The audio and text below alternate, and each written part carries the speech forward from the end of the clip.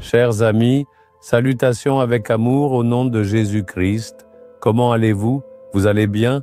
Nous allons bien. Vous voyez autant de chameaux ici et vous vous demandez où nous sommes? Il y a un endroit appelé Salalah dans le pays d'Oman. La capitale est Mascate.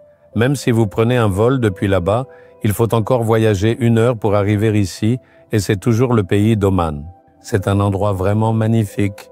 C'est un pays du Golfe. Mais c'est difficile à croire car il y a ici de nombreuses plantations de cocotiers, des bananeraies et même des cultures de légumes. Pendant la saison des pluies, il pleut un peu ici comme pendant la mousson au Kerala. Cela rend l'endroit très fertile et unique. Vous voyez beaucoup de chameaux ici, n'est-ce pas? On dit que c'est ici que Job a vécu, c'est ce qu'il raconte. On dit que la tombe de Job se trouve ici. Un jour, je vous la montrerai. C'est une grande preuve qu'il a vécu ici.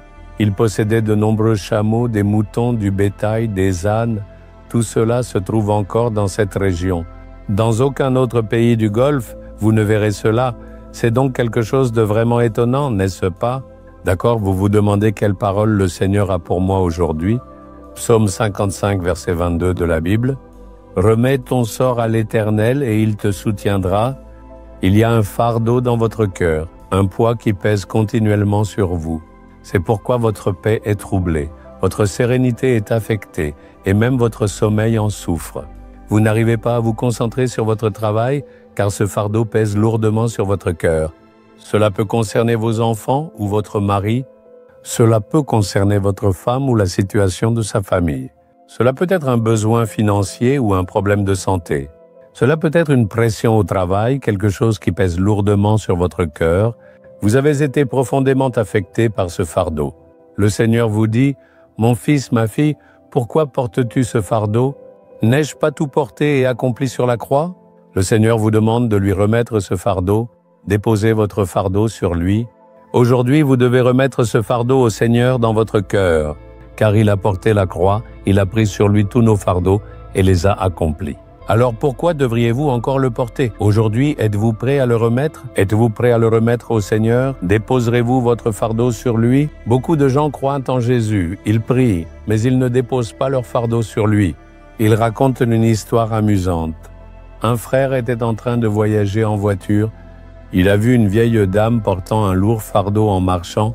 Touché par la scène, il a arrêté la voiture et lui a demandé où elle devait aller. Elle a répondu qu'elle allait au village voisin. Il lui a dit de monter dans la voiture, car il allait dans la même direction et la déposerait en chemin. Immédiatement, elle a accepté et était montée dans la voiture. Après avoir roulé un certain temps, il s'est retourné pour la regarder. Cette femme était assise dans la voiture en gardant son fardeau sur sa tête. Il lui a dit « Madame, pourquoi portez-vous cette charge sur votre tête?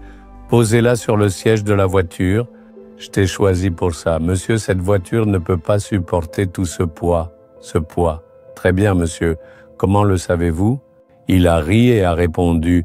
La voiture vous porte, vous et votre fardeau ensemble. Elle le sait déjà, posez-le, ne vous inquiétez pas. Aujourd'hui, de nombreux chrétiens sont comme cela. Qui connaît mon fardeau? Qui connaît mon fardeau? Ils ne cessent de le répéter. Et ainsi, ils continuent à porter leur fardeau. Le Seigneur dit, viens, viens, mon cher enfant. Le dis-tu au Seigneur? Quel est mon fardeau? Je le dépose. Maintenant, pose ta main sur ton cœur et dis, Seigneur, tout le fardeau qui est dans mon cœur, je le dépose sur toi. Tu prendras soin de moi, car tu es un Dieu qui soutient. Vous changez certainement toutes les circonstances de ce fardeau, et je crois au nom de Jésus-Christ, notre Seigneur et Sauveur. Amen, Amen,